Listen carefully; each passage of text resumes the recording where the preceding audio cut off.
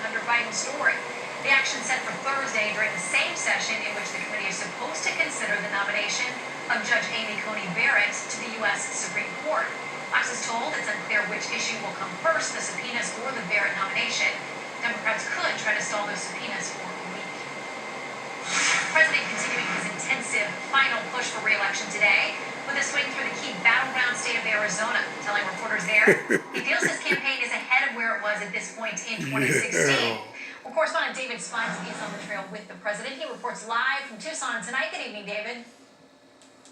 Shanna, good evening to you. The president's campaign spending big money on ad buys in several states, specifically where I am in Arizona. President Trump on Air Force One making his way back to Washington, D.C. right as I speak to you right now. But those here in Arizona are hoping that he has a repeat winning performance of 2016. Taking the stage in Tucson, Arizona, President Trump made his final pitch to supporters. Nobody's ever done what we've done. There is no administration that's accomplished what we've accomplished in the first 3.5 years. The president made 2 stops in American Arizona history, a state he won in 2016. But now that fate is uncertain. He's trailing former Vice President Joe Biden in several polls. His first stop in the state, Prescott, north. I don't believe these polls for 1 second. Republicans vote for safe communities, great jobs, and a limitless future for all Americans. And this is such an important state. If we win this state, we win it all. This is such an important state. It looks better post-COVID. And I happen to love this state. The president did not mention that Arizona COVID cases are on the rise, instead telling supporters people are getting COVID fatigue. Former Vice President Biden is also making a heavy play for Arizona, visiting earlier this month. 122,000 jobs in Arizona still haven't come back. Look at this funny dirty.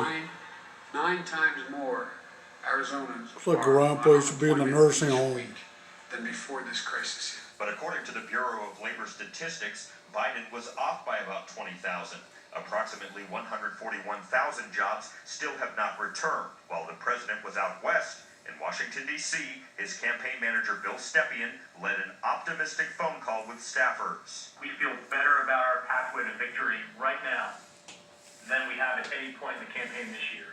And this optimism is based on numbers and data, not feel, not sense. There you go. There you have it. President Trump has a busy week ahead. He has events in Pennsylvania He's and all North over. Carolina. Then, of course, the big face-to-face debate. And with where's Joe former Vice Biden? President Joe Biden In his in basement. Nashville, Tennessee, Thursday evening. Cramming for the Busy debate. week, Shannon. Hiding Sure is. David from the Spines on Hunter road. Thank you. questions. So the Supreme Court shutting down a GOP challenge to a Pennsylvania court ruling, which now means that mail-in votes in the Keystone State may be counted up to 3 days after the election until Friday, November 6th. In many cases, even if they have an illegible postmark or no postmark at all. Chief Justice John Roberts signing That means we Supreme might Court not three know. liberal justices to create a 4-4 tie. They Trump on That until means the the 6th. Pennsylvania ruling in place. Justices Thomas, Alito, Gorsuch, and Kavanaugh would have granted a stay against the Pennsylvania We ruling. might not know. Joe Biden lost till the 6th. Final Trump-Biden matchup tonight.